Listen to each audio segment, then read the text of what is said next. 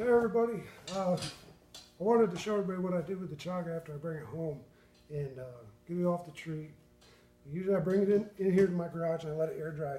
Now we've had a lot of rain lately, so these pieces that I have right in front of me, they're extremely waterlogged from all this rain. So these are going to take a good 2 weeks to air dry. I air dry all mine. I've heard people doing other methods where they put them in the oven at a very low degree. They put them in front of some kind of heat source like a fire and whatnot. I prefer to air dry. I haven't found any real big difference in drying them that would change the culture of the nutrition that comes from them. But yeah, I just want to show you some things real quick. Like I showed you in the other videos. The brown, the golden brown is what everybody really goes for, and it really breaks down to a nice powder. It's easier to process. It's spongy. You can actually press into it and feel it press back at you. The outer part is hard as a rock. It's just like a big piece of wood. Very hard, very dense, but it protects the inner part. Both pieces you can use into a tea or a tincture or what have you. They are both useful. I don't believe you'll find much of a difference in nutrition on whether you use the black part or the brown part. I use it all.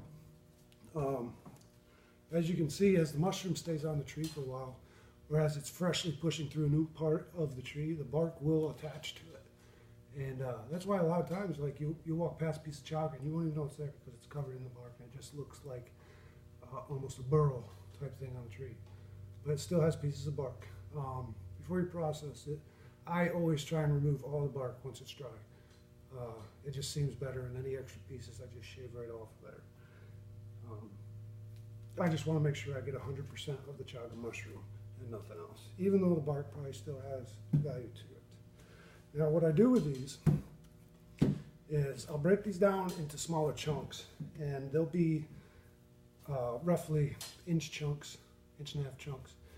And I like to just put mine right into boiling water, process it down as far as I can until it gets really, really dark black. And then I add lemon, sugar, what have you, put it into your coffee. It all works that way. I've heard a lot of people doing it different ways. Also, what I do is I'll break these down. These are very hard to process. Like I said, these are rock hard. So what I like to do, a little trick, is I'll take a pillowcase, fill these in with a pillowcase, and just beat on them with a hammer until they start breaking down into really, really small chunks. And eventually you're going to break it down into a powder, which you could put into a disposable tea bag or reusable tea bags and steep it right into a tea that way. That's a very easy way to do it. Now, as far as making tinctures with this, I never got into it. I'm not much of a tincture guy. I've read about them and all that kind of stuff, but I've never made it, so I couldn't tell you how to make the tinctures. I've had people ask me before.